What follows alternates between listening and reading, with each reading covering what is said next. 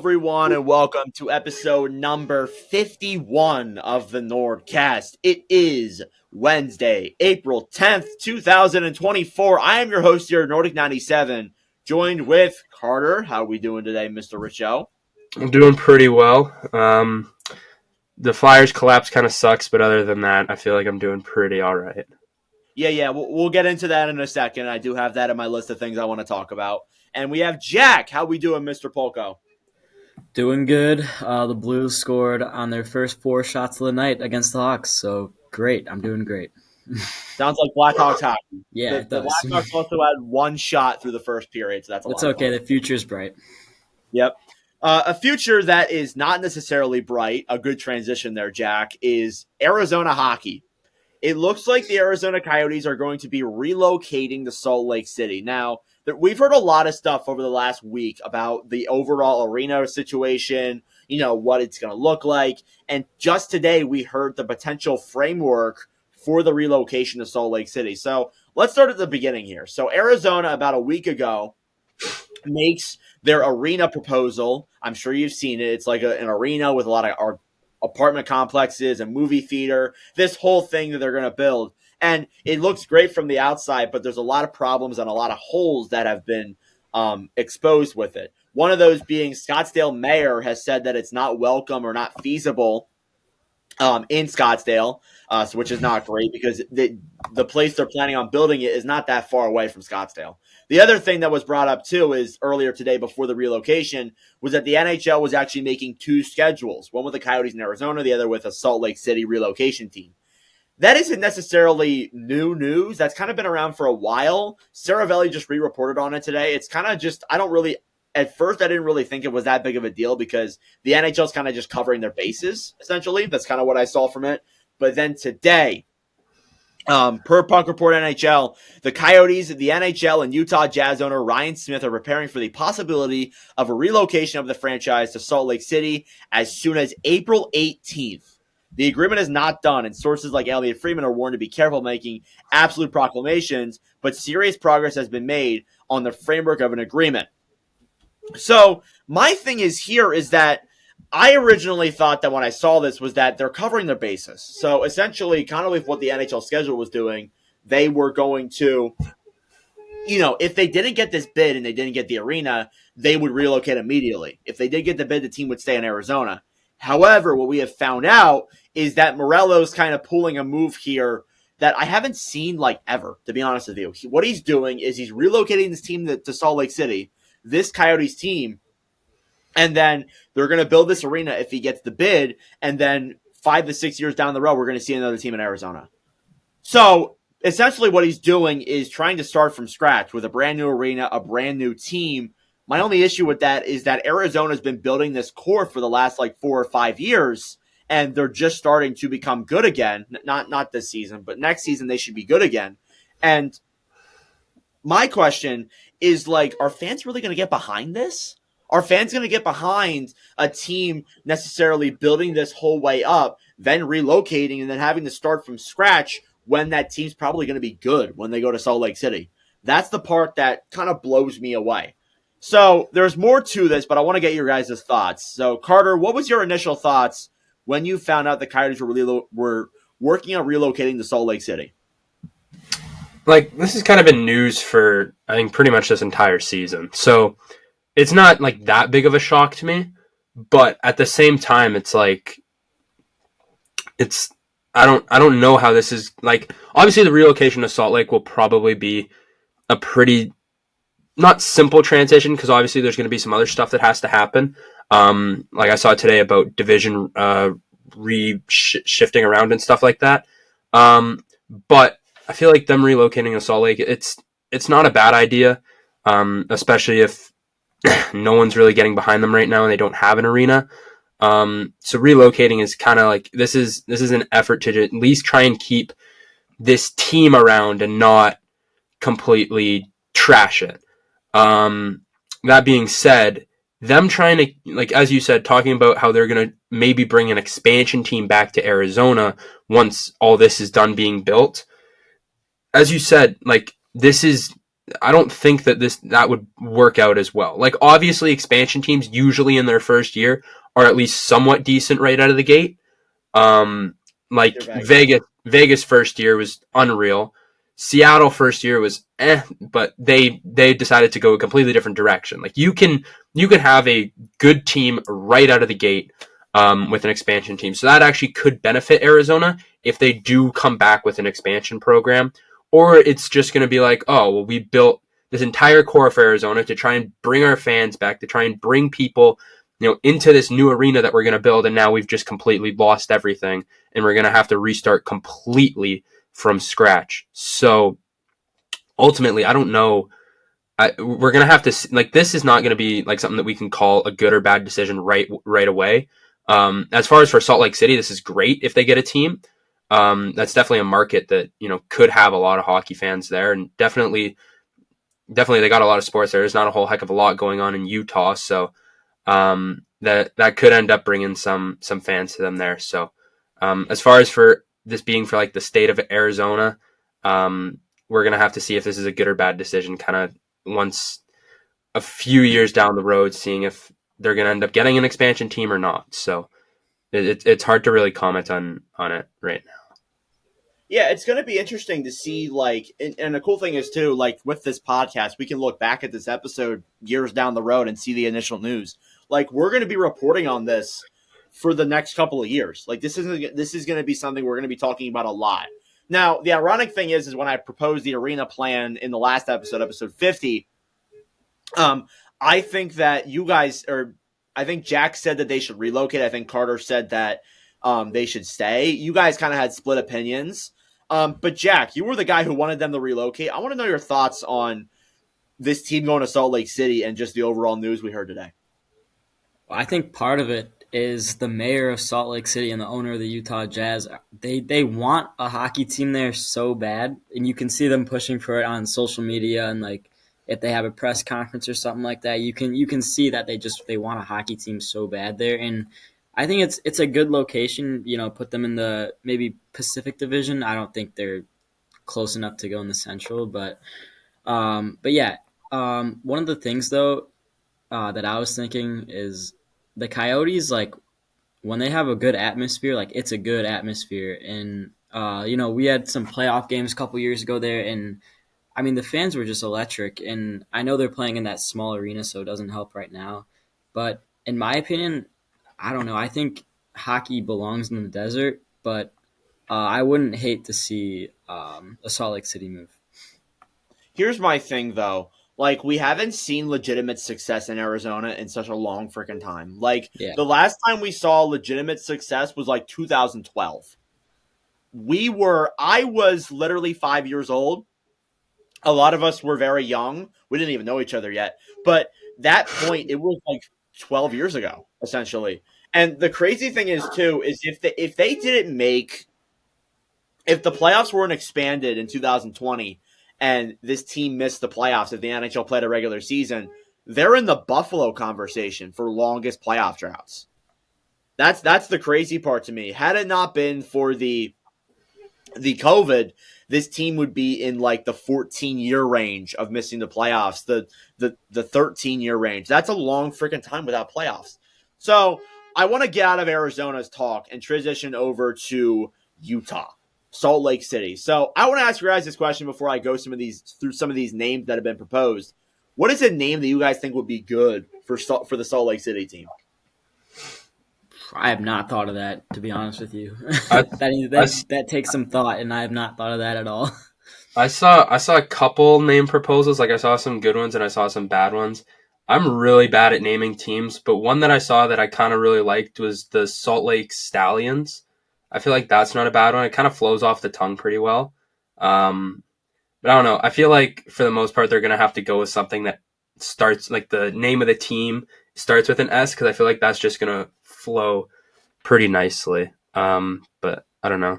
Well, it's a good thing you guys don't know. I got some names here for you. All right, so you have to grade them. I got a few. I didn't come up with these. These are credits from All Hockey Culture. Carter might have seen this. I hope you didn't. I did. God damn it. All right, whatever. So I'm going to say this name, and you guys are gonna say yes or no to it being the Salt Lake City name. So we'll start off with a good one. The Utah Yetis. I like it. Yes. Carter's shaking his head. Carter doesn't Nah. like it. Why, Carter? It's not cold there. It's true. You got a good point. Then and the funny thing is too is I saw something from Bartner as well. A good friend of ours on the podcast who made a thing saying the Utah Yetis was like number one, and he had the Winnipeg Ice look.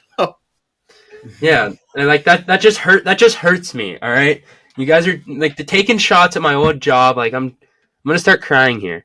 Oh, sorry. All right, next one, the Utah Brine Shrimp.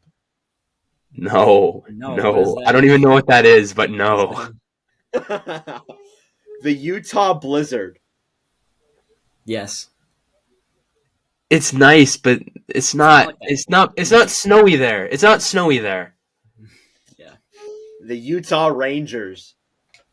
No, there's a Can't take that. You can't take that. The New York Rangers are already there. That's a name on here for some reason. It shouldn't be. The Salt Lake City Stingers. Yes. Stingers isn't bad, but like I don't know. Is a logo or like a hornet. Well, it'd be like the Sarnia Sting kind of style. Wichita State. Maybe. The Utah Saints. No. No, Salt Lake Saints would be better. It would. Utah Olympians. No. No. These are. Well, I mean, the Olympics is coming there, so come on. I wonder. Hang on. I wonder if I were to go on ChatGPT if I could get better ones. Okay, all right, hang on. I'll say the rest of them then. The Salt Lake City Stags. No, what is a stag? This just a rename here. The Utah Coyotes. Yes. Salt Lake City Golden Eagles is my last one. No. Okay. So Too much like the Golden Knights. Hold on. There's actually ChatGPT might have had some good ones here. Carter's got some names here. ChatGPT. Okay. Salt Lake City names. Let's go. All right. So we got the Salt Lake City Storm. Yep, I like that. Low key. Hold on. This Hurricane. I don't know if that like. this one might be one of my favorites. The Rocky Mountain Raptors. Oh my god. That's nice. That's pretty good.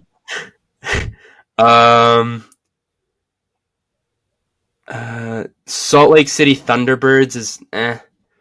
Salt Lake City Avalanche, no. Oh, they can't do that. Salt Lake City Silverbacks, Like a horse? I get. No, like gorilla maybe, like a gorilla. The Salt Lake City I like Monkeys? The Mountain Majesty, What? the Rocky Ridge Rhinos. Not too much. All right, yeah, this is starting to get bad, but I like those first two. Yeah, those first two aren't too bad. But The rest of them just sucked. Yeah, they're not that great.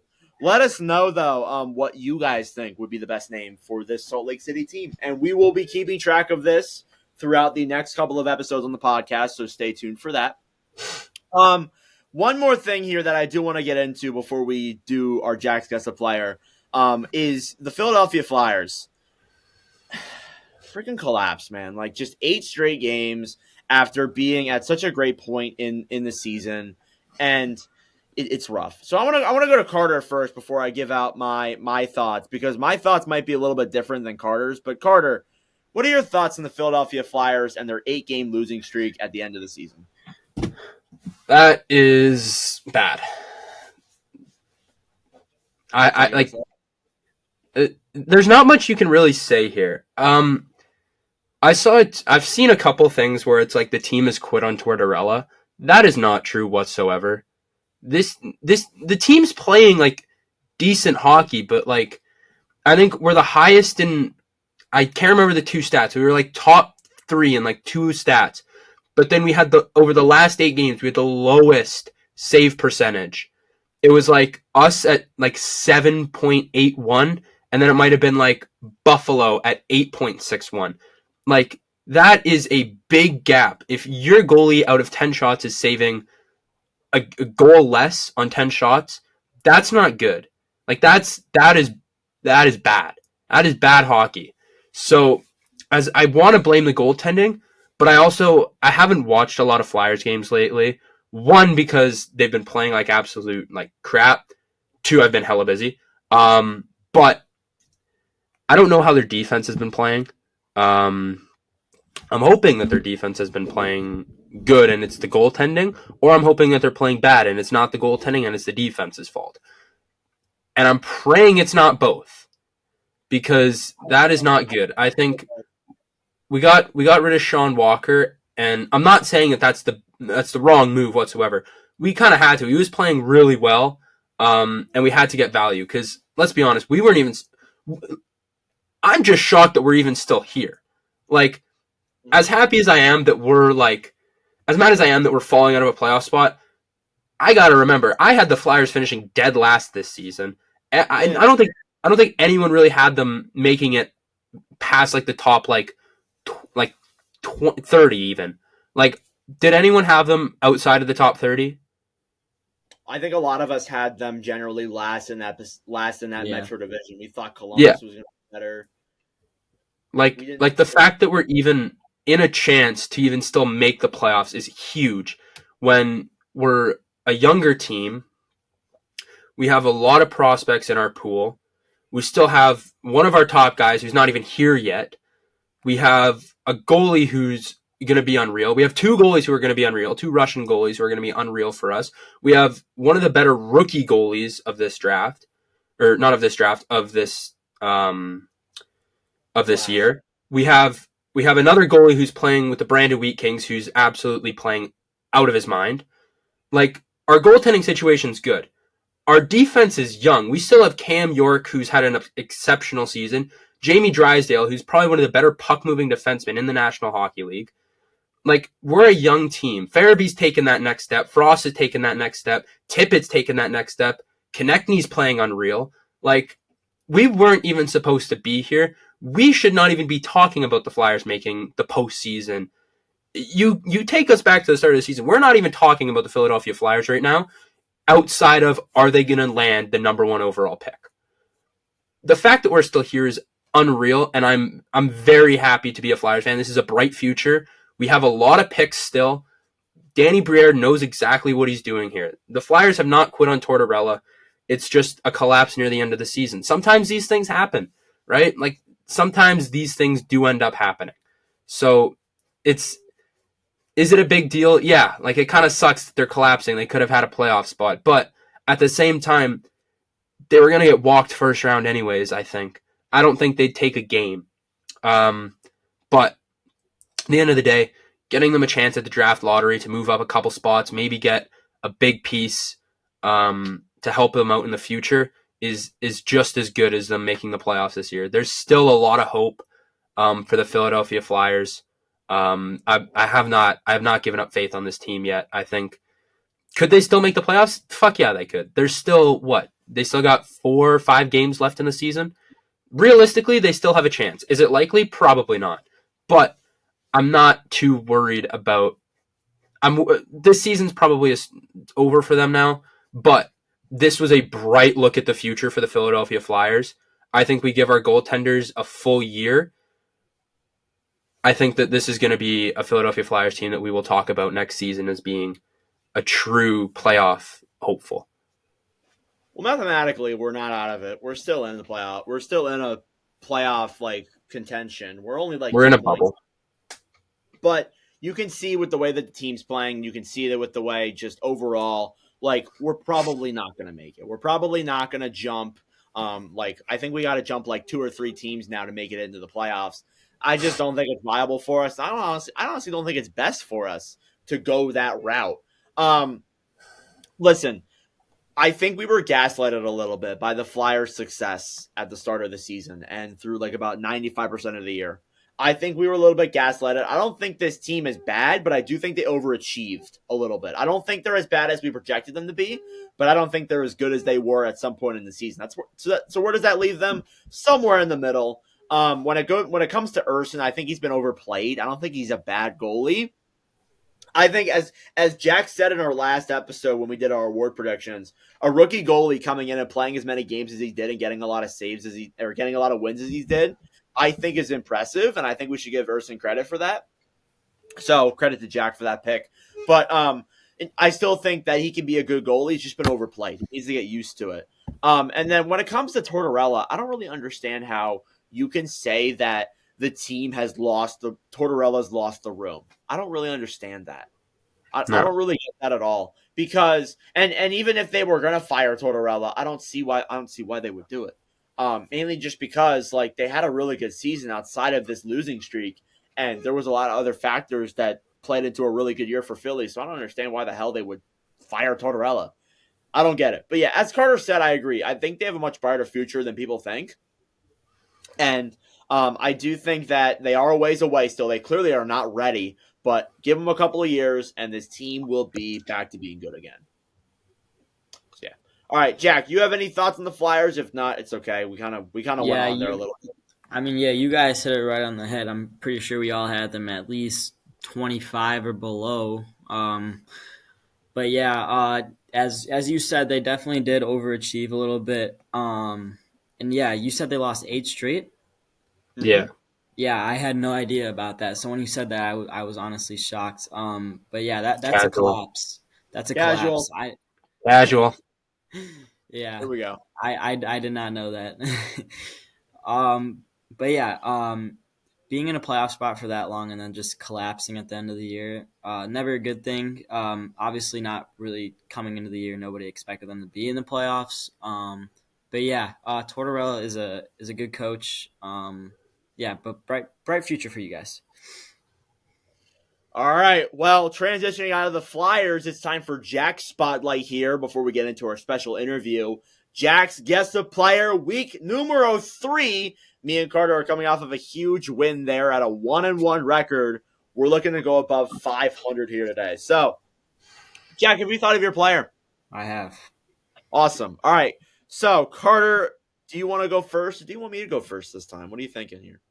I mean, we were kind of hot last time, so I think we got to stick with it here. You got to. I think you don't change anything. After a win, you keep your routine the same. And hey, last time I just thought I'd say I did call it. I said I was going to start off slow, and then I was going to hit the ground running. We did it. So, all right, we're going to stay hot here by saying, Jack, is your player in the Eastern Conference? Yes. There we go. All right, cool. So we're going east again. Okay, so we're gonna try and nail down the division here. Jack, is your player in the Metropolitan Division? No. Okay. So looking at he goes Atlantic again. Atlantic for the second straight week. We've been keeping track of this, by the way. I have written down the last 2 weeks where Jack has been going, so we got an eye on him. We got an eye on his trends. Okay, Jack. Does your player play for a team that has red in their logo? Yes. Ooh. Okay. So Montreal, Ottawa, Detroit, Florida. I don't think he's going Florida again here. I don't think so either. I think it's down to those 3 teams. He's so gonna go Detroit. There's no way he didn't. Good idea. Jack, is your player on a Canadian team? No. Okay, Detroit. We got. I told you it's Detroit, man. Come on, let's go. All right, pull up. All right. I'm gonna get the position here. Jack, is your player a forward? Yes. Okay. All right. Let me pull up my roster here. I think you take a number shot here, like over under on a specific number. Yeah, I think you're right. Hold on. Let me figure out this average here. I'll let Carter calculate here a little bit. And yeah, so While we wait, I want to talk about Arda Ocal here a little bit about our interview. So we brought on Arda Ocal for about 55 minutes, which is what you're going to listen to here in about 5 or so minutes. So Arda is an analyst for ESPN, as you'll find out. It was a very good conversation we had with him. Us guys really enjoyed it all together. So we think you guys will enjoy it too. If you want to listen to it again or watch it again, there will be a video posted on Friday, which will just be exclusively the Arda Ocal interview on my YouTube channel. So if you guys want to check that out, you guys can. There was a lot of good stuff we talked about. We interviewed him for about an hour. It was a really great interview that we had, and we're very thankful for it. But yeah, so that's coming up next. Carter, have you found out the average yet? Hold on. I don't know how a calculator works, which probably not good. Okay, so that gets me that. 2, 3, 4. Technical tips. Okay, so the average is 45. So that is the average number of a forward. So if you take 45, if you say if it's over like 45.5, realistically that should be the average. Yeah, because your number over or under 45.5? Under. Okay. Ooh. 1, 2, 3. Oh, crap. Okay, that might not have been like best play because there's a lot of high numbers. I feel like we should have went with position. No, there's a lot of. You mean a lot of low numbers? 1, 2, 3, 4. No, high. 4, 5, 6. There's 6 low numbers. He said Like under 45? Yeah, you said under. Okay, well then that's pretty much average. So I nailed it. God, I'm fucking smart. Nordic, take your shot here, buddy. All right, there's 7. All right. Wow. I know who you went with. I got my guy. You know what's crazy? I kind of figured that Jack was going to go with either DeBrincat or Kane. Nope, they're above 45, so I can't go with those guys. Let's see here. Jack is... Yeah, we'll go for it. Jack, is your player Andrew Kopp? No. Oh, that was my guy. Okay, well, it's a good thing I went with him. Yeah. Okay, so it's not Andrew Kopp. Let's take a look here.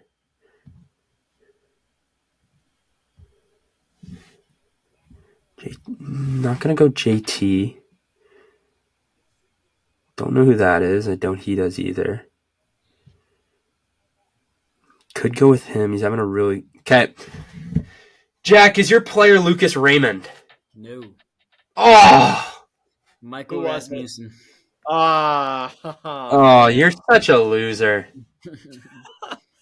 Well, rough times. It is what it is. Disappointing. So let me write that down. Let me write that down in the notebook. Who'd you say, Jack? Michael Rasmussen. Who'd you say, Carter? I said Rasmussen. You did not. Did you say Sprong? No, I said Raymond. Oh, okay. That's heartbreaking. It is what it is. It is what it is. All right. So bad. So what you're about to listen to now is our exclusive Arda Ocal interview. So as I said, we got the chance to talk to Arda Ocal for about 55 minutes to an hour. It was a very fun listen. So you guys are going to enjoy this next hour. So anyways, enjoy the interview. All right, so we are joining our NordCast episode number 51 with an ESPN NHL analyst who's been in the broadcasting world for a very long time. We have Arda Ocal here. How you doing today, sir? Very good, boys. Thanks for having me. Really appreciate the invite. How we doing? Doing awesome. We're very thankful for this opportunity. We don't get this too often, so we're not going to waste any more of your time. We'll get straight into it. So we've interviewed a few people on this podcast throughout our couple of years doing this. And the first question that we always ask, regardless of whether or not they're in the broadcasting field, they're a content creator, they're a player, we always ask them, how did they get into hockey? How did they start getting into the game that we all love? So what is your story? Very early. Started playing at 4. Grew up in Canada, just outside of Toronto. Bonded with my dad over hockey. He moved to Canada in his 20s, and he sort of discovered hockey to kind of assemble, to kind of fit in. So he became a Leafs fan by default, moving to Toronto. And so we would watch games on TV, and then he put me into hockey, which, that kind of ignites your love affair with the game, right? So I played it growing up. I was never really any good. I played rep for a couple years, but never like anything of note. You know what I mean? But yeah, it started there. I would say it started there, and then it just never left. Like growing up, I thought, like growing up, I would say like watching broadcasts. I always thought like my guy was Ron McLean. Like I always thought he had the coolest job. I thought it was the coolest thing that he was like talking to hockey players, and he was sitting at a desk, and I saw him after the period, and it is almost like I was looking forward to the intermissions just as much as the game itself in a way. So like that, I didn't know at the time, but that's sort of where my passion and love for like broadcasting came into play as well, because I thought the people behind the microphone were just as cool as the athletes. Like I didn't grow up thinking that I would ever make the NHL, nor did I, obviously like every kid playing hockey in their basements or in their driveways or like game 7 overtime, like, ball up, puck on my stick or ball on my stick kind of thing. Right. But like, I never like thought that would be an idea, but the people behind the microphone were really cool to me. So I always kind of gravitated to the broadcasters.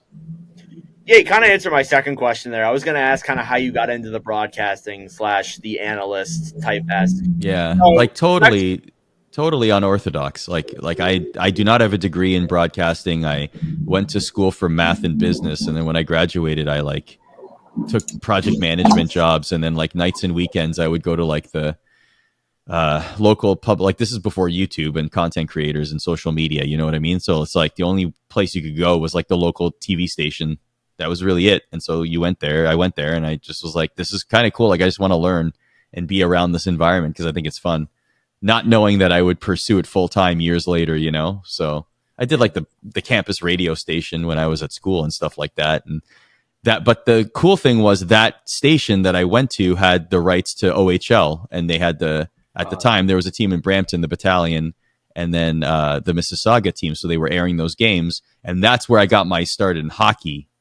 Because when you do those games, like you do everything. You do some days you're between the benches as a reporter, other days you're talking to the coaches, other days you're play-by-play analyst, whatever they need, because it's like that's the way it was, So it was very much like put you through the ringer, do every role, learn everything.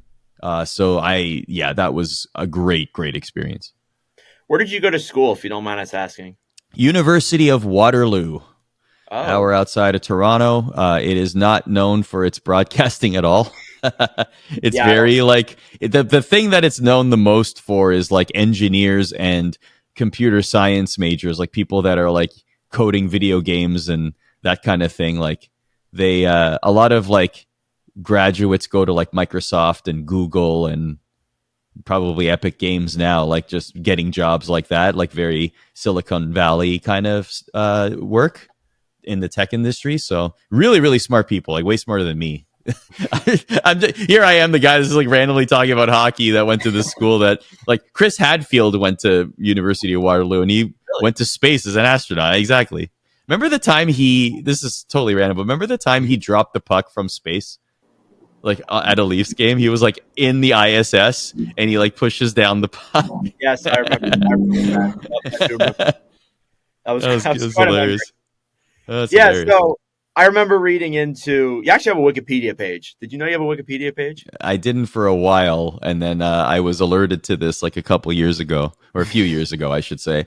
I don't really pay attention to it, so I'm sure that actually there was a time where like my close friends would like try to edit it and just add random things like Arda once ate a extra large pizza in one sitting, or like just like really, really ridiculous things, and then they would stay there for like a week and then it would go away.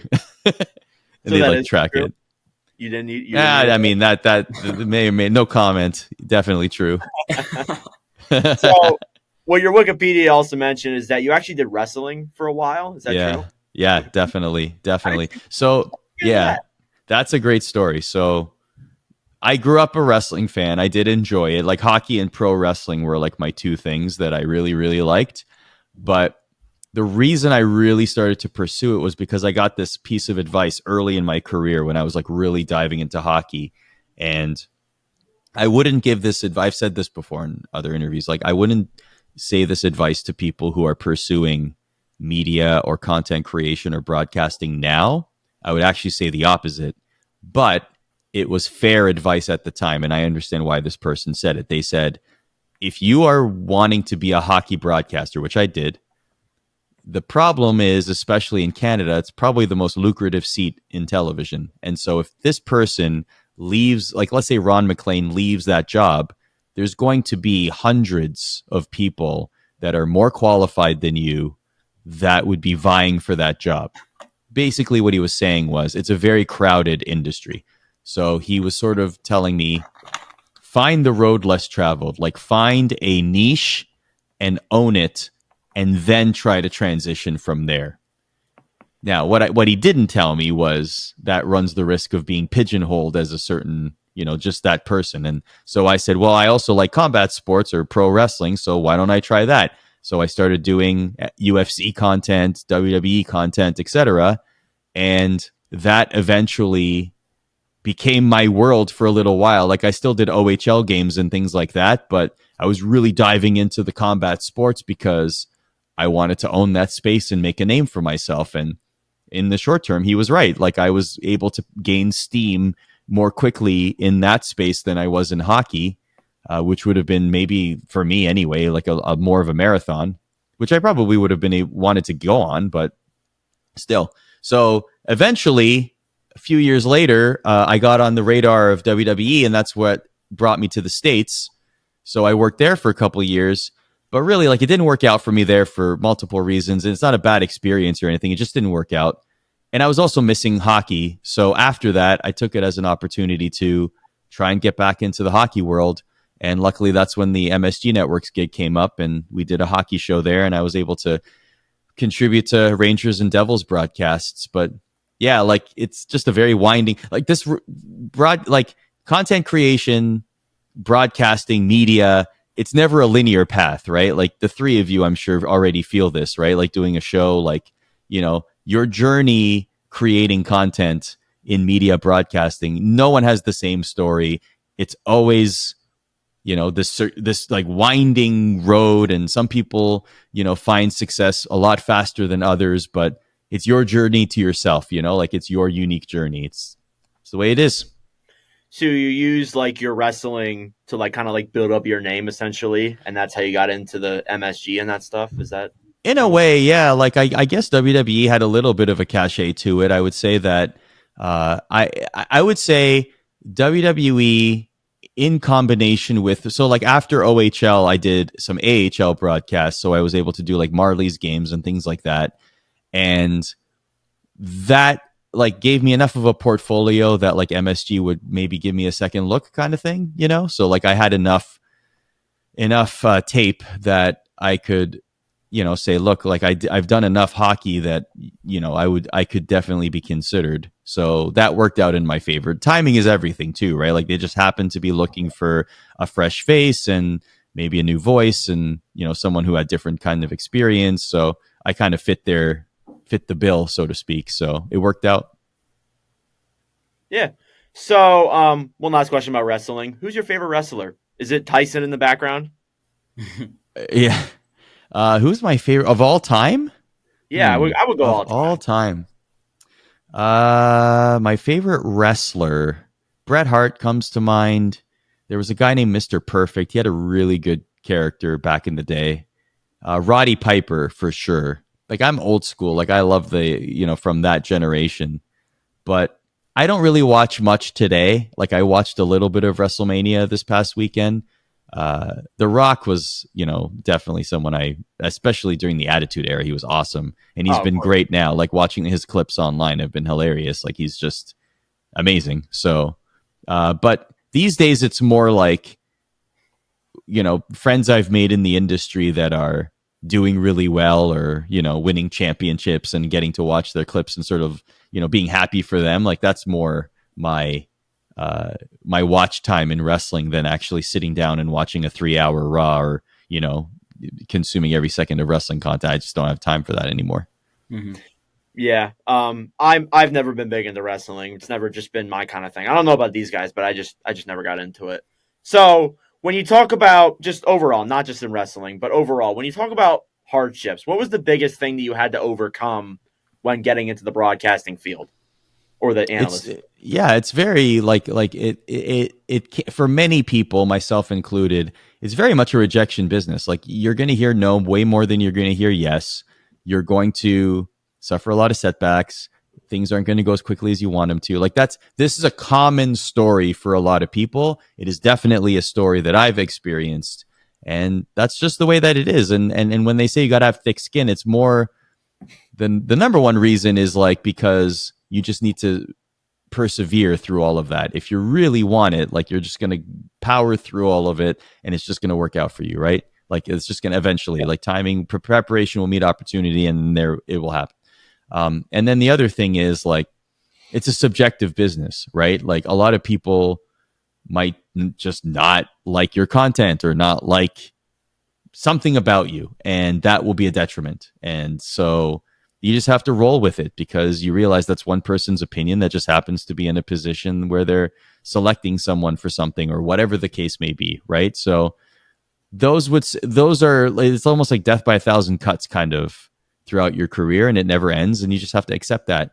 But I'd say like there were a couple of times in my career where, you know, you get let go or laid off or whatever, and then you're just kind of wondering what's next or what are you going to do, and then you just knock on doors and eventually some sort of opportunity opens. That's how I ended up at the Weather Network in Canada. Like I left the Score and I was figuring out what to do next, and a former colleague there called me and said, "Hey, I just joined the Weather Network. I'm one of their executive producers now. Do you want to try this out for a couple months in Ottawa?" And I was like, "Sure. I'm not doing anything. Why not? You know, say yes to everything." So that's it led to that. And if not for getting the job at WWE, I might still be in Vancouver doing weather because it was such a great gig. So, you know, funny how life is. Yeah, it's funny how just life will take turns, especially in that realm too. I will say this, bringing it back to hockey for a second.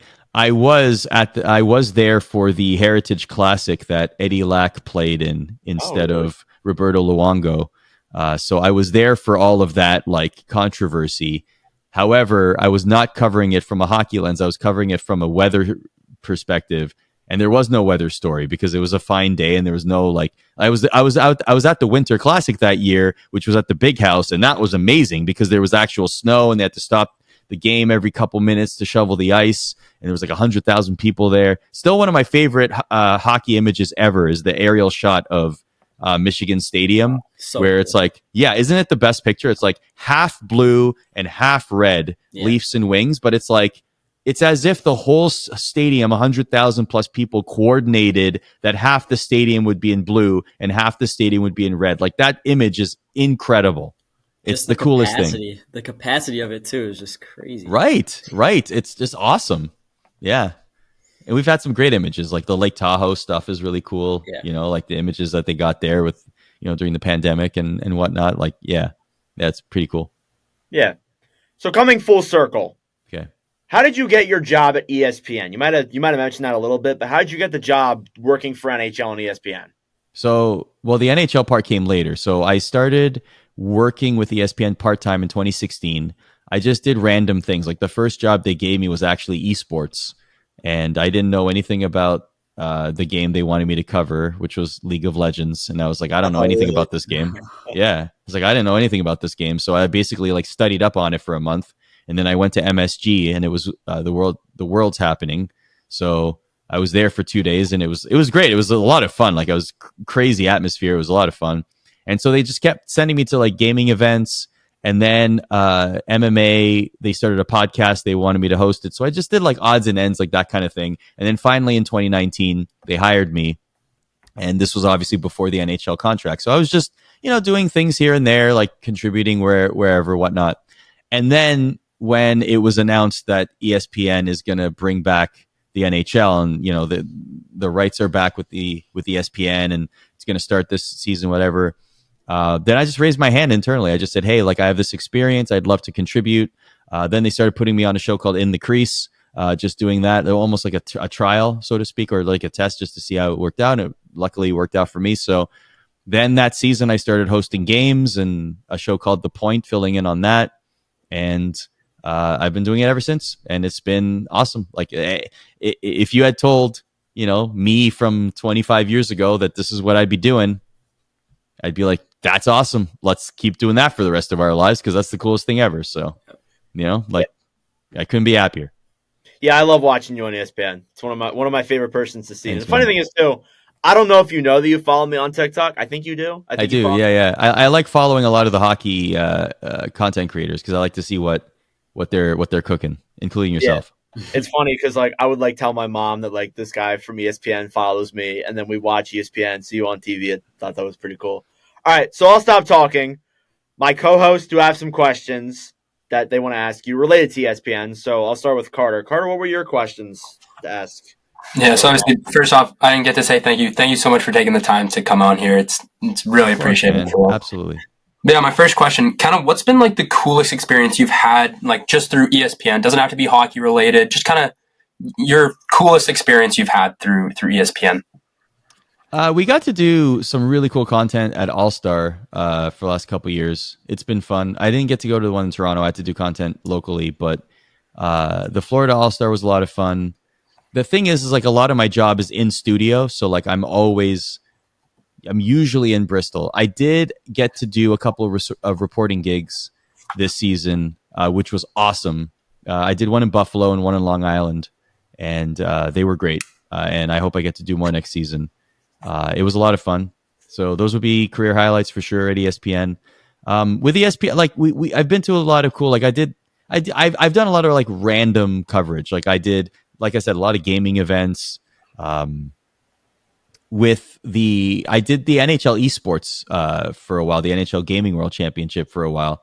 And with that, we got to go to Europe. We got to fly to Sweden and crown a European champion, which was the coolest thing. So I don't know if I'd ever have taken an opportunity to go to Scandinavia. Otherwise, I probably should have it on the list, but it was awesome. So to be able to do stuff like that, and make it, under the guise of work is, pretty surreal. So yeah, I'd say that there's been a lot of, fun experiences for sure.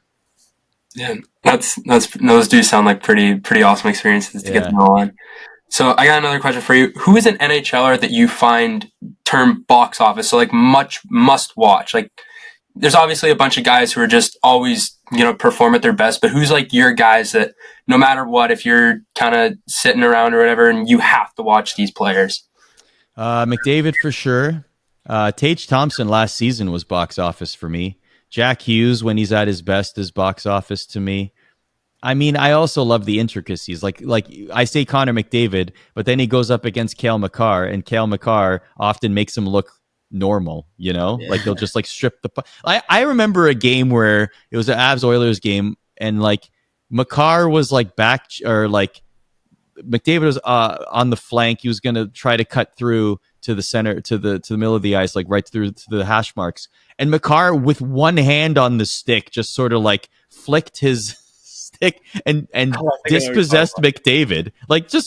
It looked so effortless. And I'm watching this you just did that to the consensus best player in the NHL. Right.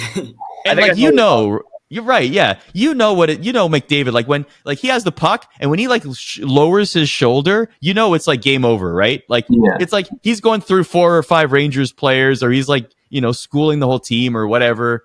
He does that shoulder thing where it's okay, he's going to go to 0 to 100 in 0.2 seconds because he's lightning quick. Kucherov box office. There's a lot of we have a lot of great stars in the league. Even last year, Jason Robertson, there's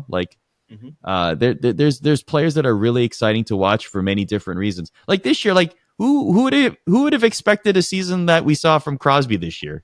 Seriously. And I'm not even kidding when I say this. If the Penguins make the playoffs, he should be the third Hart Trophy candidate for the season that he's had. He's been unbelievable. And if he's not the best player in the league, right? Obviously you can give that to McKinnon or McDavid, right? It's value to the team, pretty much. That's what I'm saying, Jack. Exactly. if the definition is most valuable to your team, and you take Kucherov, it's neck and neck Kucherov and Crosby. If the Penguins make the playoffs, you take Crosby off of that team. Is that team sniffing the playoffs? No, probably not, right? And Kucherov, what's the gap between him and the next closest Lightning player in points? Is it like 40 points or something? Like it's absurd. It's absurd. Like that's like okay.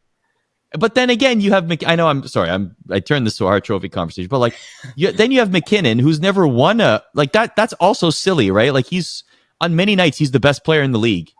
Like that's how good he is. But to me, he's like Kobe Bryant. Like he's like the Kobe Bryant of the NHL, and that he is the most clutch guy. He's the clutch gene guy. He's the guy that like if you were to pick one guy, puck on the stick, late third period, you need a goal. I bet a lot of people would pick Nathan McKinnon because he's got that like Mamba mentality, you know? Yeah. And we've seen that happen a lot. How many highlight reel goals has he scored late in the third period to tie a game?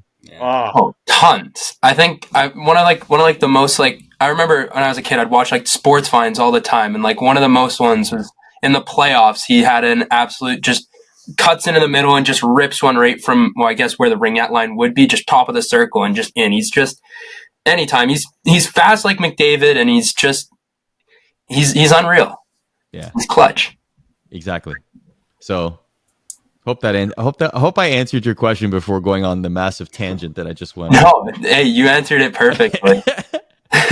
I got one more question for you. So obviously, looking at your background, you seem to be kind of a collector of a lot of different things. I see you got the arcade machines back there. Yeah, you got super random. Yeah, I'm waiting on a hockey one. We don't have a hockey arcade machine yet, but I need to get one of those. Yeah, what's kind of like your favorite piece of memorabilia that you kind of keep kind of in your set? I have a lot of like hockey stuff here, like the pucks all the way down here. So like I like to find random pucks. There's like a bunch of NHL and ESPN stuff, like that kind of stuff, like stuff that's like I can't necessarily buy is probably the most valuable, but this is a lot of like I love to scour eBay for like random NHL stuff, like anything vintage is cool, you know. Like I have a whole giant jersey collection of random things. I'm also a big Star Wars guy, so like I love when it's like Star Wars night and like NHL teams do like a crossover thing. So like the Panthers had a cool like AT-AT like mixture with their logo and stuff. So like, you know, I'll pick up one of those. Or like the Hurricanes had like I think they had the best one this year. They took Svechnikov and made him into a Mandalorian, and they called it the Svechnalorian. And there's like the mask and everything. Like I thought that was really cool. So I'm like, yeah, okay, I'll pick up a bobblehead, whatever, you know. I love Star Wars night. That's my favorite. It's so much fun. It's so much fun. I'm from Philly. I went to the Flyers one. Oh my god, amazing! Just so enjoyable. Yeah, it's my favorite theme night of the year. And Gritty gets into it heavy, and then like I think Gritty they've done like Gritty Chewbacca posters. Yep, like the Philly Star Wars night. Yeah, it's pretty awesome. Yeah. So I'll move into Jack. Carter, you don't have any more questions, right? Sorry. No. All right. So I'll move into Jack. Jack, what are your questions for Mr. Ocal here? All right, so my first one is, I don't know how often you're around, NHL players, but when you are, just what kind of stands out about them and just how they carry themselves on and off the ice?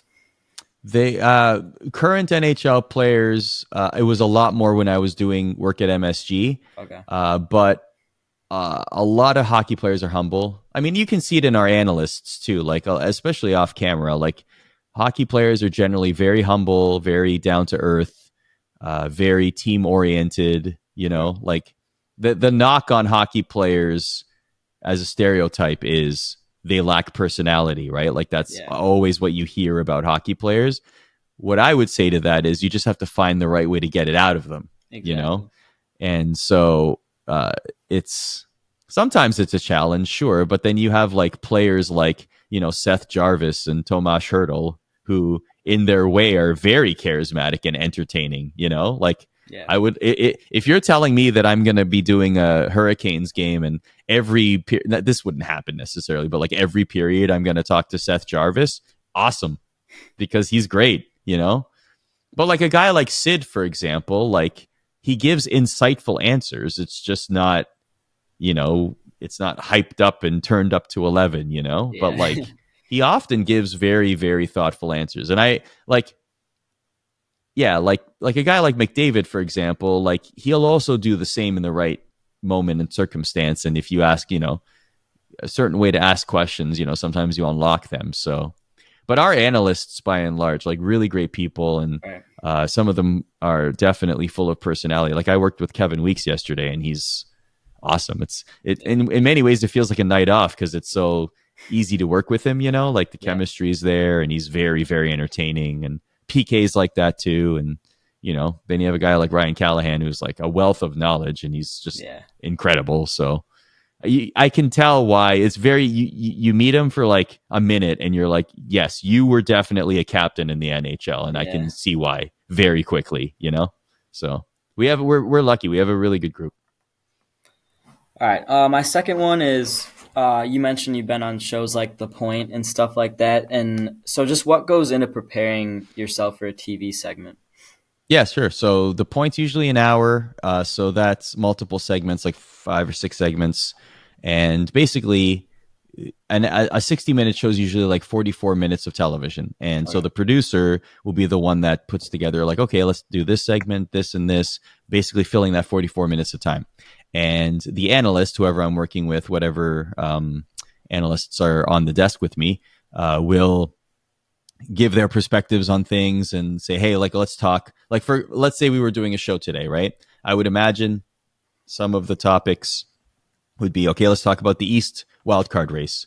Who wants this second wildcard spot? Feels like it's a hot potato. No one no one wants it. It's like they keep it for a day and then it's someone else, and everyone keeps losing. And what's going on here, right? So then we go to the analyst and say, well, what angle do you want to take? Okay, well, we can ask a lot of questions. Why is this happening? Which teams want it more? Which team do you think is going to get it? Which team is going to be the biggest disappointment after all of this not making the playoffs? And then, we can drill into things like, hey, Torts is, with Philly has been very vocal about his team, getting to this point, but not getting there, or et cetera. And then the Patrick Roy Islanders angle and the Detroit Red Wings resurgence angle. Like there's you can look at one story in multiple different ways, right?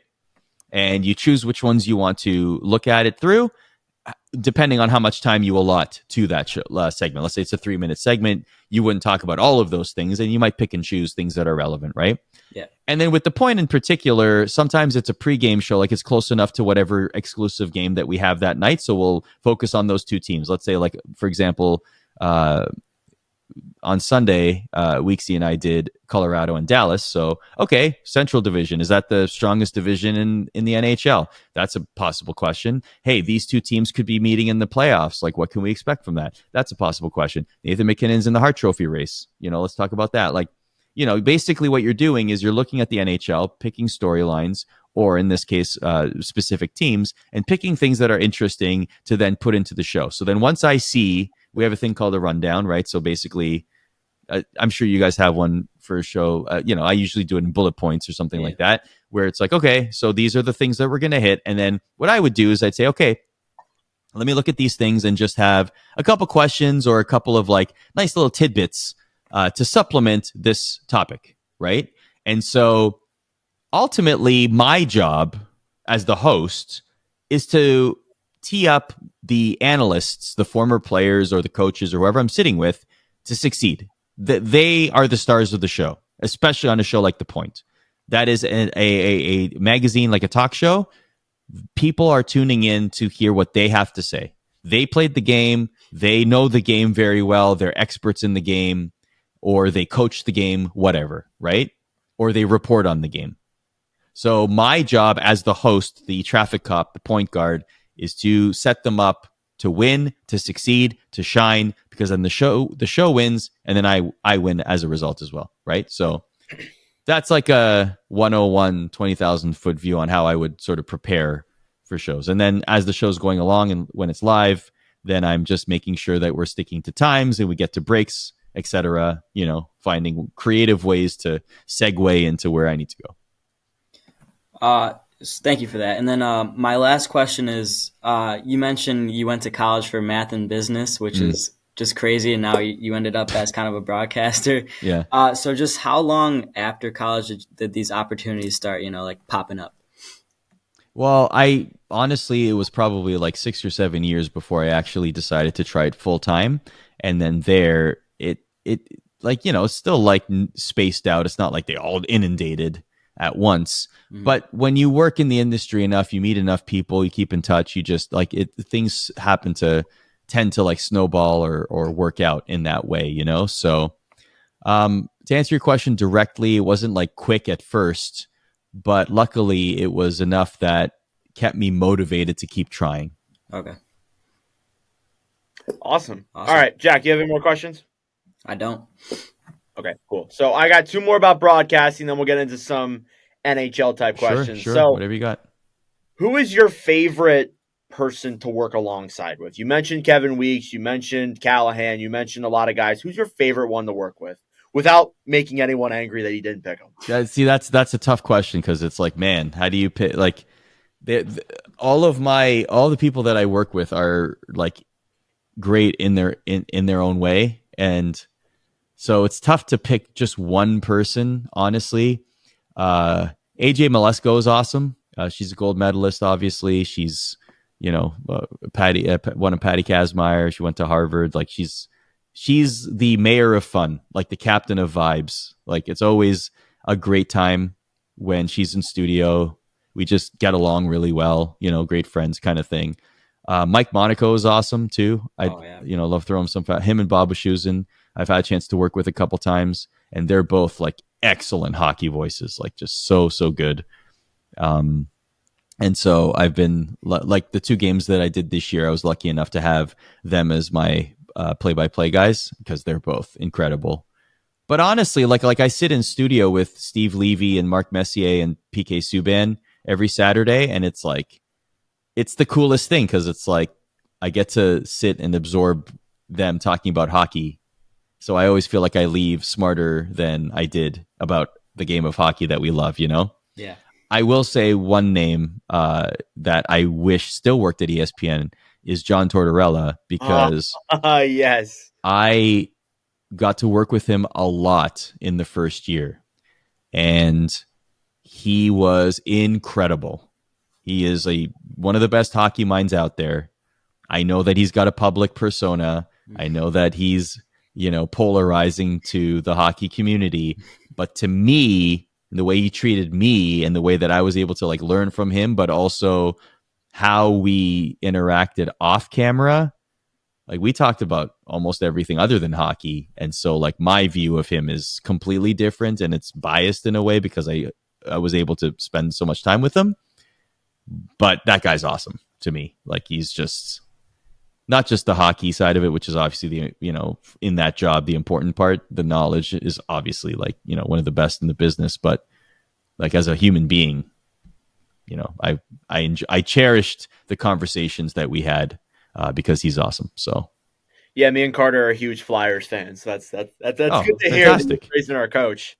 Oh yeah, he was terrific. Like we talked a lot about his animals and like things like that. Like he just there was one game actually I was laughing, but there wasn't one game where he got kicked by one of his horses and he showed up to the game. You have to look this up. Did he have a black eye from it? Yes, he had a black eye, and allegedly they said on the broadcast that he, like I guess a back kick or something as he was feeding them or something like that. I don't know, but in my head I'm like, yeah. First of all, the horse lost. Second of all, Torts is not going to miss a second of hockey. Oh, no. The ultimate hockey guy. No outstanding. chance. Yeah, All he right. was the best. Yeah, my final question for you is advice to people. So if you're looking at someone like maybe me or Carter or one of us per se, and we're trying to get into what you do or even just like the broadcasting world, what's your advice to us for getting into a field like that? So let me pull up your I'm pulling up your TikTok right now. Okay. Nordic 97, right? So you're in a good spot. So your follower base is very good, especially for hockey. Like we're like even in TikTok right now, like we're finding that like you probably felt this like 6 months ago or a year ago, it felt like so like your videos would catch fire a lot more quickly, right? Like it Yeah. just felt like the algorithm was in your favor a little bit more, maybe. I felt like that for sure, and I'm sure that you feel the same way. Like even some of our videos on like, major like ESPN or NHL and ESPN don't catch fire. Like maybe the algorithm changed, but they don't like go viral or catch fire the way that they used to. The thing is like what I'm getting at is the algorithms consistently change, the landscape of creating on social changes, right? So like you have to be on top of that, like constantly. It's not just like trial and error, which you absolutely should be doing, but also like what are other people doing, what is succeeding right now, like the trends, the ideas, the thoughts. I always tell people, you probably know this, Nordic, already, but like if there's a new feature that a social media platform releases, spam it. Like do as many of like YouTube when they released shorts. I can't tell you how many people that I spoke to said, man, I just put up so many shorts videos when it first got launched, and it just like fed me into the algorithm because they wanted that feature to succeed, right? So like, and TikTok sometimes tells you too, right? Like, what was it like a couple months ago where they were like, hey, we love seeing videos longer than 3 minutes or something like that, right? So like right, you know what I'm talking about? Like I absolutely experiment with those kind of things, because at the end of the day, if it fails, whatever, like, is it really that big of a deal? Like you can't take like, Nordic, tell me this doesn't resonate with you. Like you make a video and you're like, this is going to be a banger. This is hilarious. Like I put my heart and soul into this. This idea is amazing. And then you put it up there and you're just like 500 views. What the hell happened? Yeah, like, that's happened plenty. You know what I'm saying? Yeah, exactly. And then like sometimes you can't help but take it personally because you're like, I thought for sure this was gonna pop off and this was gonna be the one. And then sometimes you just throw something up there and it like just hits the algorithm, and then you get millions of views on it, and you're like, this? Like I didn't put any thought into this. I just like, this was just a fleeting idea and it just like threw it up there in like 20 seconds. Like what's going on here? So yeah, the funny thing is like what I'll do is like I'll post a video. Like for today, I posted like something about the Ottawa Senators getting eliminated from playoffs. yeah, Posted that. I don't know how it's doing right now, but like let's say it didn't do all too good. Then I post something that like literally took me like 5 minutes. Like I posted a slideshow of photos, sure, and that got like 3,000 likes. like that's just how crazy the algorithm. Exactly. And maybe TikTok just wanted to reward slideshows that day. Yeah. So yeah. So generally, I would say like be creative, be thoughtful, be, consistency for sure. You know this, right? Consistency. Like if you don't post every day or at least on a time, like on a schedule, you're not going to get as rewarded, because like the platforms reward consistency, right? So like even if you schedule them and you're just like, I need to guard my peace of mind, so I'm not like working 24 hours a day, schedule them so that you can have them come out like on YouTube, etc. So yeah, I would say that. I'd say if you wanted to get into sports broadcasting, find it at all levels. Find minor hockey tournaments to contribute to call, to do reporting at. Make sure you're on the radar of all the teams. Send them new and updated stuff consistently, like every couple months or whatever you got. And you just have to be fearless. Like sometimes, just like hitting the algorithm, like sometimes you'll land on the lap of somebody who needs someone and is looking to hire, and other times you'll just be knocking on the door and it'll be a not now, but maybe it might open one day. So you never know. Put yourself out there. Exactly. That's kind of what you're saying. Exactly. Just like you're doing with your content, right? Like sometimes it's not easy. Other times you're just like, it's the greatest feeling in the world when something you create resonates with people, right? And you're just like that it feels like a validation. So, you just got to keep going. Yep. All right. Transitioning out of the broadcasting realm and all that good stuff, we got some NHL questions here for you. First off, who has been the most surprising team for you to watch this season? The Flyers. Hey. Who's not saying the Flyers? They were in a playoff spot since December.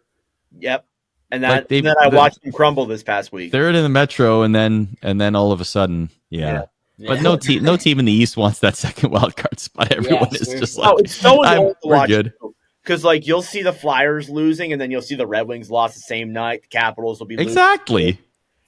And then just like all of a sudden Pittsburgh comes into the mix, and Buffalo isn't even that far behind either. It's just such a dogfight, and nobody seems to want it. That's the most difficult part, right? Is that nobody seems to want it. That's the hilarious part. Like third in the Metro is completely up for grabs. Yeah. Well, I mean, like I don't think anyone wants to get wild card destroyed by Carolina. Let's be honest here. Yeah, I don't think anyone wants that's the first round matchups. Like the Rangers would play Rangers Red Wings would actually be a fun. I'm looking at the standings right now. Rangers Red Wings would actually be pretty fun. The Leafs and Panthers would be hilarious for the story because of the last season. The Bruins and the Lightning is not an easy out at all. Like the Lightning know how to play playoff hockey. That's going to be tough for the Bruins. And then the Canes and Islanders. Yeah, the Hurricanes are a juggernaut. To me, like if you were to ask who won the trade deadline, a lot of people point to Vegas, especially with like picking up Hurdle at literally 3:00 Eastern. But I say the Hurricanes, man. Like Gensel and Kuznetsov, and Gensel, like he loves. Like you could tell. I spoke to every member of that top line. They all just absolutely love it. They're like, the chemistry's already there. We're clicking. We're buzzing. Like, this is going to be awesome. It's like you could feel that already, you know? The vibes are immaculate. Exactly. Who has been the most disappointing team for you this year? The Buffalo Sabres, the New Jersey Devils certainly come to mind. Yeah, I'd say those two teams. The Senators, too, like on paper, you'd think they would have been a playoff team, right? But they haven't exactly been that. Obviously, they're not. But like, they're just, I don't know, there's a lot of great players on that team. It's just not working out. But yeah, the Devils, like, the goaltending, man. They could have, like, you wonder what would have happened if there was a fix earlier in the year, you know? Yeah, it's just so disappointing. And I mean, they almost got Markstrom at one point in the season. Yeah, and then they're just like couldn't make it work. But still, it's one of the biggest what ifs this year is what if the Devils actually had a legitimate goalie at the start of the year? Like, what if? It's true. But unfortunately, they're gonna have to be saying what if out of the playoffs. So probably. They're not out yet. Fair enough. But probably 5 points out with 5 games to go or whatever. Yeah, they have to win out essentially, and then as well as that too, they gotta have hope the other teams lose too. Yeah. So coming into, I know you kind of just talked about it a lot, but with the Eastern Conference playoff race, who in your opinion is going to make it? I know like it's just such a dogfight right now. It's changing almost every single day, but like who's the team? I guess the two teams that you think are going to be a lock for it. The Hurricanes are my favorite to get out of the East, especially if they get solid goaltending. If Freddie Anderson's been amazing since he came back from his health issue, right? Yeah. So if he continues that in the postseason, that team's going to be dynamite. Like, I think we can all agree that a lot of the postseason is based on getting the hot hand at the best possible time. Absolutely. Look at Florida. Right? Look at Florida last year. Look at Florida. Exactly. They were down in that series. They could have easily lost, but they just struck fire, like they ignited, and then all the way to the finals. Busting 10, boys. Busting 10. This is why I'm so worried about Pittsburgh, because Pittsburgh's being bad right now. If they make it, oh my God. Like, I feel like they could go on a run. They could, and then with Sidney Crosby, you know, it's tough to bet against that guy. 19 straight seasons at a point per game. Him and Gretzky, that's it. Unbelievable. Right? Unbelievable. Right? Isn't that insane? Like, the fact that it's almost unfortunate in a way that he's not, if I said he's one of the best hockey players ever, yeah, everyone would agree, right? But like, if you were to make a top 5, I don't know does he make the top. Like, it's so tough, right? It's so tough. Close, very close. You got very close. you, He's just like there's so many names in there. Like it's just difficult. There's a right. lot of good players. that, like, Gretzky it's or just- Howe Lemieux. That's 5 right there. Yeah. So or 4. Yeah. 4, Yeah, and then awesome. that fifth one, yeah, like Messier, like Lidstrom, like like there's that we could spend hours debating this, but like I'm just putting into context, like, but Crosby 19 point per game seasons, 3 Stanley Cups, like golden goal in 2010. Yeah. yeah, one of my favorite moments. Yeah. So transitioning into the awards. Last episode for our podcast, we did our like award ballots where we picked our picks for the awards. Yeah. We're just gonna do like the big 4, like the Calder, Norris, Vezina, such and Okay. such. So, who's your pick for the Calder? I think I don't even really need to mention this, but Bedard, like I like the love for Brock Faber. Like I love the Minnesota Wild love, like I think he definitely put himself in the conversation with Bedard out. And I think the lofty expectations of Connor Bedard, I think people were expecting like a 100-point season or something because he had such high hopes coming into the season. And honestly, like some of his games are incredible. Like you could tell this guy's going to be a superstar in the league, right? mm-hmm. But then the people that are not picking him are more like, well, he didn't have as good a season, etc., point totals, whatever, but I'd still give it to Bedard. What about Norris Trophy? I mean, you could go with Makar again, but there's honestly some guys in there who could make a pretty good case. Yeah, Quinn Hughes probably. He's probably up there, right? Makar, absolutely. Roman Yossi too. Like the thing is, Yossi really cemented himself in that conversation with that Predators like hot streak they went on, right? Since the All-Star break or whatever, they were just like lights out and cementing themselves in the first wild cards or in the playoff hunt, So, yeah, Quinn Hughes, I say is still the favorite there. But if Roman Yossi won, if the Predators make the playoffs, I'm not complaining too hard. How about the Vezina Trophy? The Vezina. Who would I give the Vezina to? Yeah, who am I giving it to? I don't know. That's it. There's a lot of Hellebuck probably is the favorite, right? Like he's been really good. Yeah. But like there's a lot of play. What's that? Carter's also a Jets fan, so he's happy to hear that. Oh, are you? Yeah. Nice.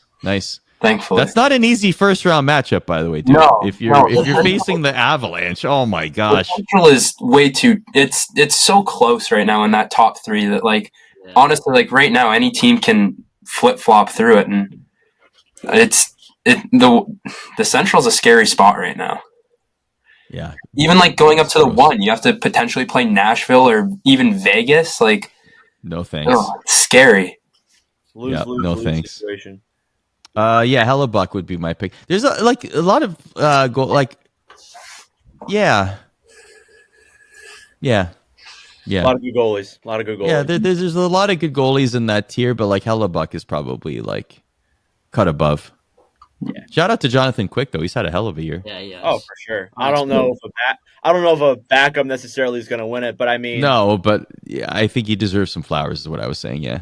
I mean, our friend Jack here did have Anthony Stolars in his top 5 goalies. I just think you should. I'm looking at 922 save percentage is pretty good for 25 games. Yeah, that's what I was saying. Yeah, that's not bad, buddy. Laurent Brossois, 21 games, 925 save percentage. Yeah. How about that? That's crazy. Backup of the year. Oh my god! Yeah, That should be a word. Like Yeah, $6 million yeah. a year in the NBA. And all right, last but not least, the Hart Trophy. Who do you have winning the most valuable player? We talked about this a little bit. Yes. Okay, so again, I love saying this. The Ted Lindsay and the Hart Trophy have different definitions. To me, the Ted Lindsay goes to probably McDavid. Well, maybe McKinnon. McKinnon maybe, but McDavid probably because most, if not for the awful start that he had, he's easily winning the Art Ross again. He might hit 100 assists this season. Like, it's just funny. Like, last season, he's like, you know what? I'm going to score more. Okay, let me get whatever. How many goals he got? 60 or whatever. What did he get last year? He got something ridiculous. Something and around then, 60. yeah. And then this year, he's like, I'm going to go back to passing. He gets 100 assists. It's unreal. like Connor being Connor, you know? But the Hart Trophy, dude, I think the way the voters will vote, McKinnon hasn't won one. So I feel like if there's ever a year to give him one, it would be this year because he's been so good. I think if he wins the Art Ross race, if he jumps over Kucherov, he gets it. I think that's what's going to happen. Kucherov has the point gap in his favor on his team. So he certainly is in the mix. And if he wins the Art Ross, maybe he will edge out McKinnon for that accolade. I believe it should be an absolute lock for McDavid if he wins the Art Ross. Like, he had a really terrible start, right? Like, it was bad. He gave the league a head start, essentially. That's pretty very much so. He gave the league like a 15-game head start. But if he wins, then it's ridiculous. But then then here's another thing. What if Austin Matthews gets to 75 goals? Probably improbable now. Like, I think he's on pace for 70. But like, even if he gets to 70 goals, like, when's the last time we saw that? Right? Mm-hmm. Like, is that enough? Maybe not, because like, you know, it might not, like, if he had gotten to 80, I think that would have been really tough not to give him the Hart Trophy in that case.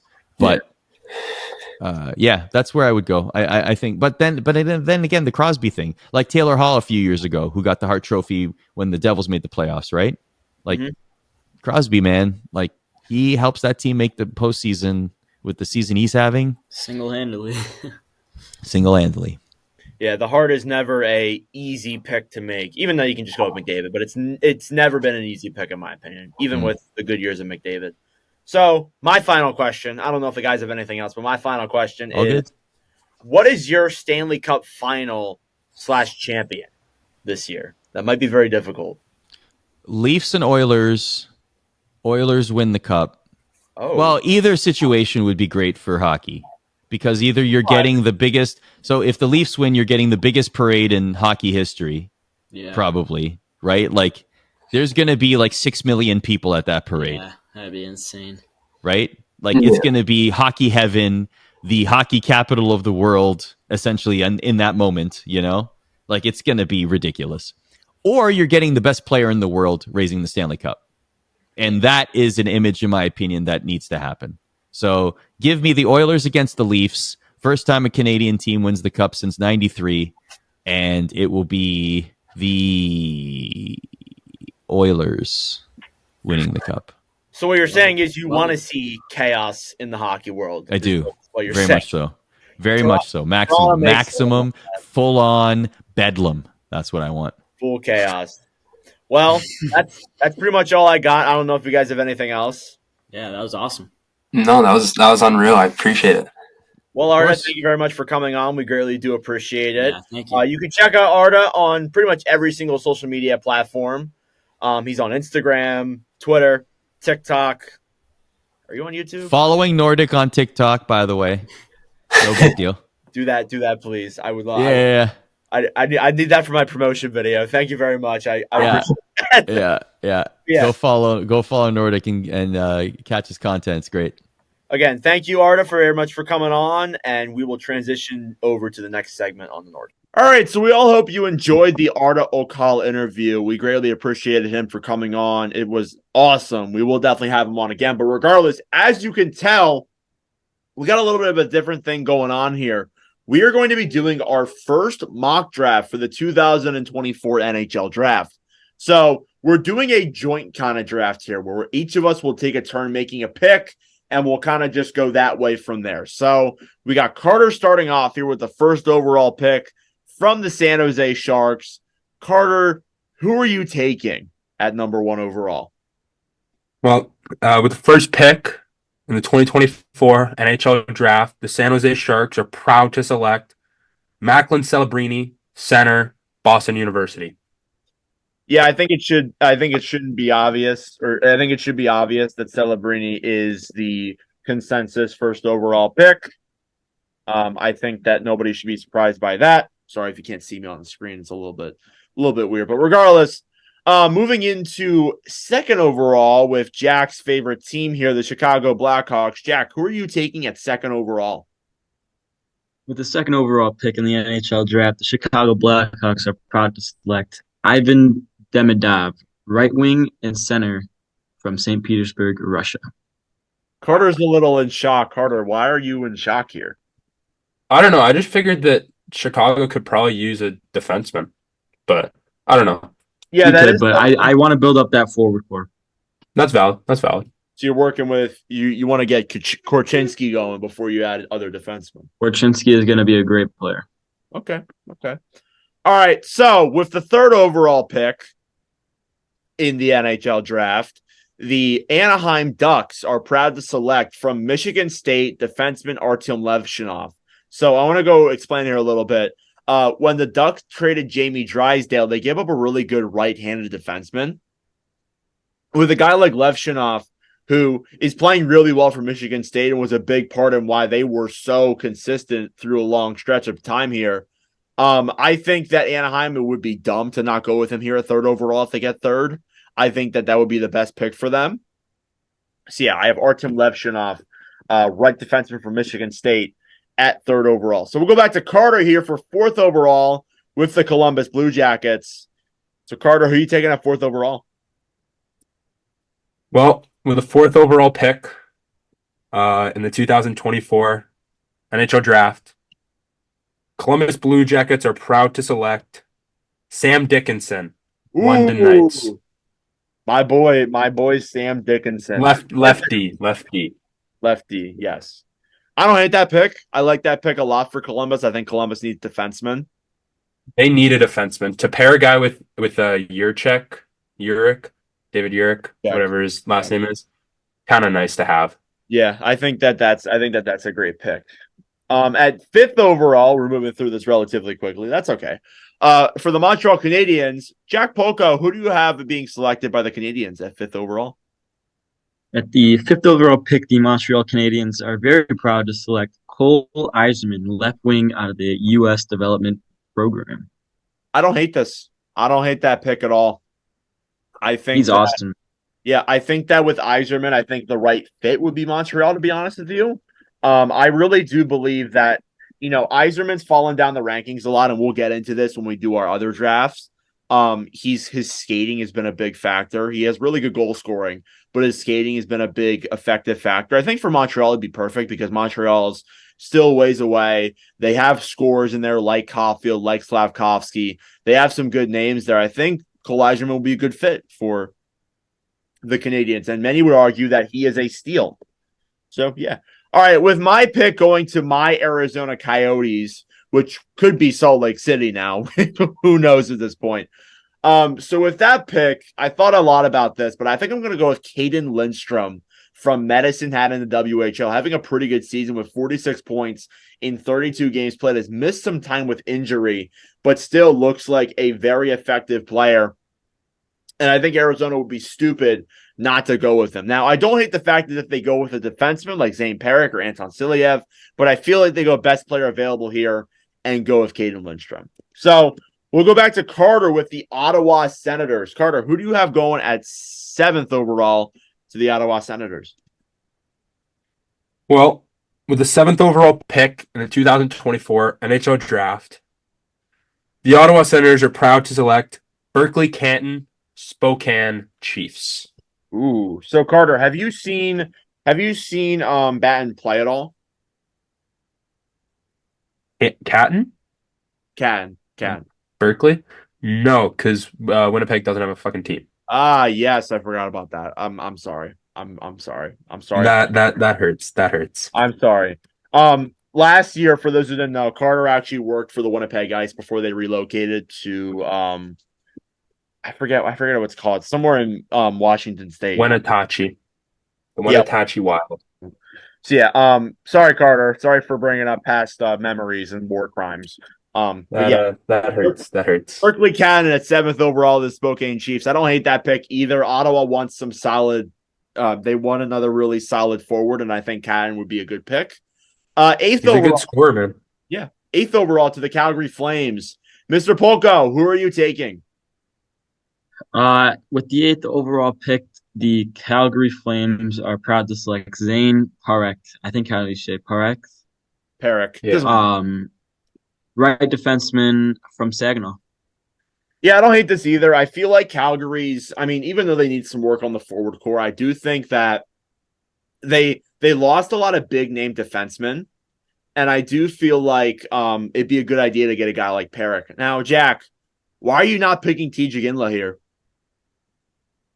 Ignala, as you call Iginla's name. Ignala, as you called it in the one. I feel like that's more the emotional pick. So that's a good point. That's a good point. I do respect you for that. So back to me here with the Buffalo Sabres. Now, Buffalo, you look at what their big problem was this year.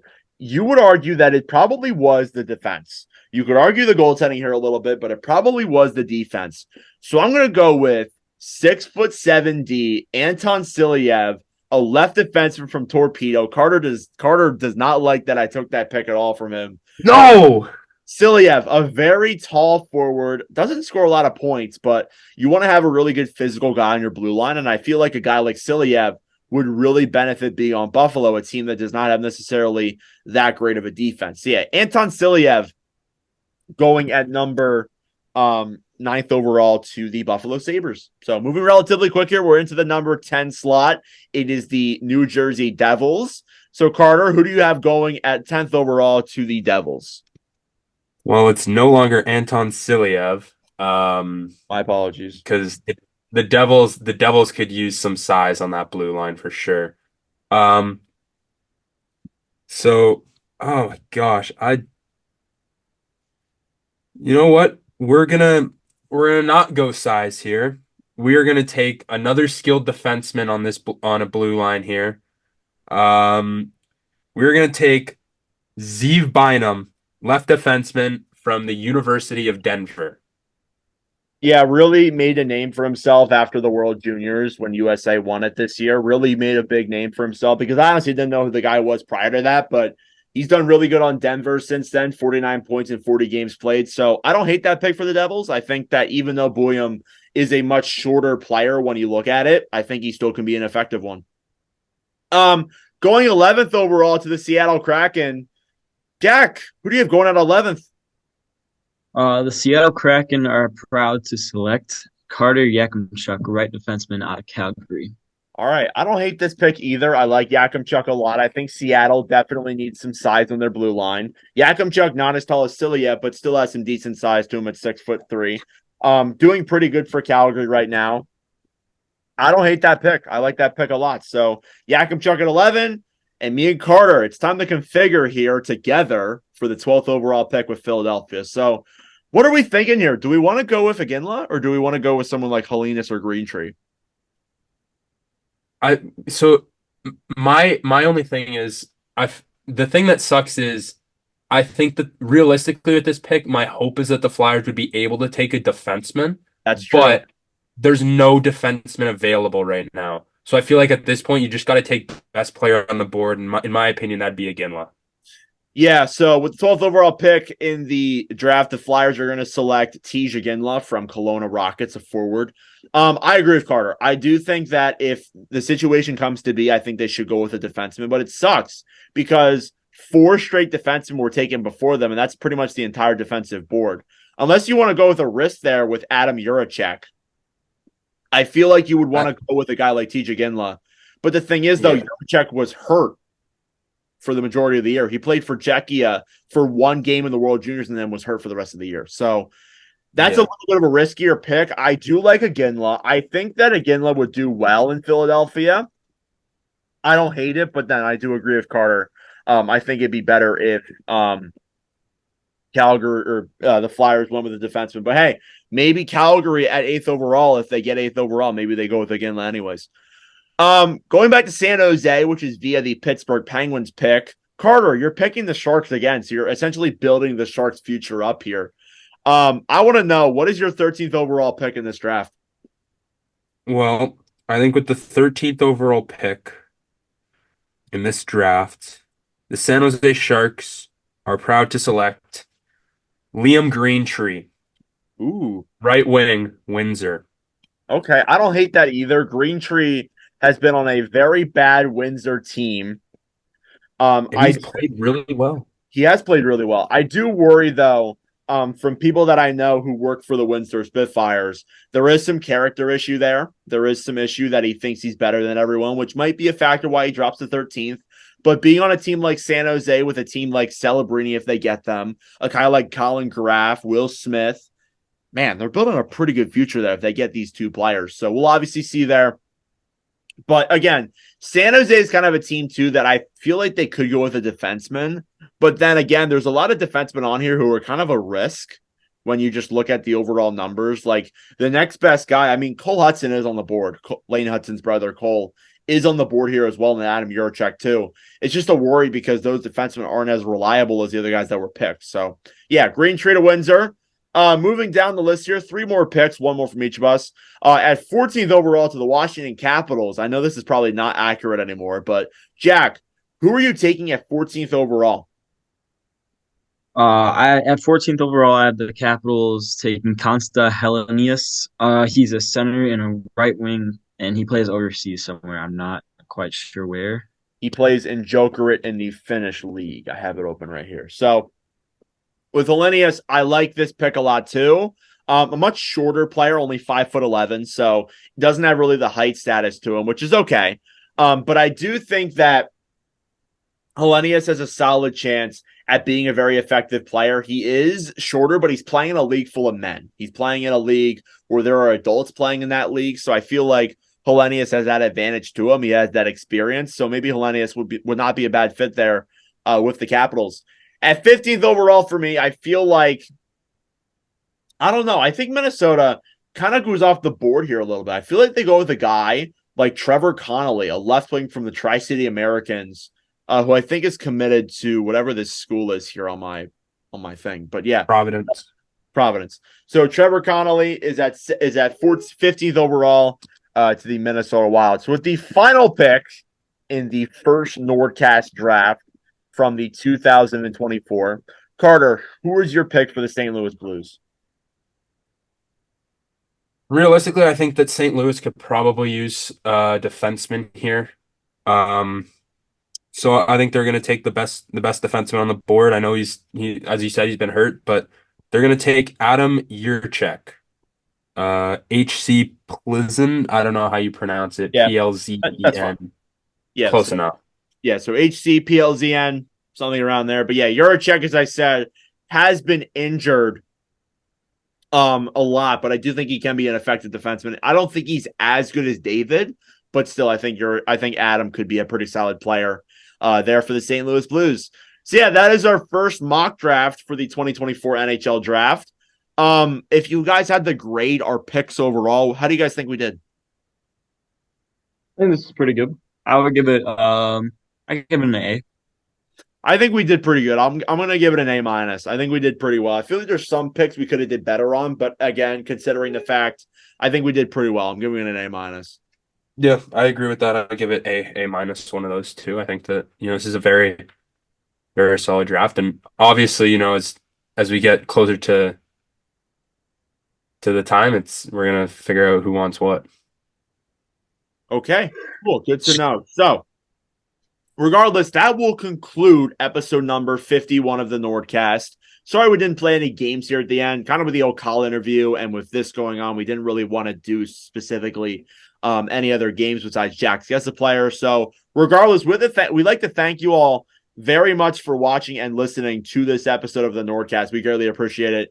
If you enjoyed on the YouTube end of things, make sure to like and subscribe down below. That'd be greatly appreciated. If you are on the podcast end of things, make sure to give us a good review and give us a nice little like. If you want to follow the NordCast Instagram, be sure to follow here. I have it on screen. Follow at NordCast _. A lot of great clips there, a lot of good takes. We just started posting our leaderboard for each draft, for each award. So Go check that out there. I know it was backwards. I know you guys are smiling at that because it was backwards, wasn't it? No, no, no. I'm smiling because you said some great takes, and then our last take that was posted on there was Jack's. Yeah. So. Oh, yes. Anthony Stolarz, guys. Anthony Stolarz. And if you want to follow the TikTok, you guys can. It's at NordCast. It's another good place there where we see a lot of good takes. So yeah, regardless, let me know your thoughts and comments down below on this post. Thank you all for watching. If you enjoyed, make sure to like, subscribe down below, and I'll see you guys in the next episode. Adios.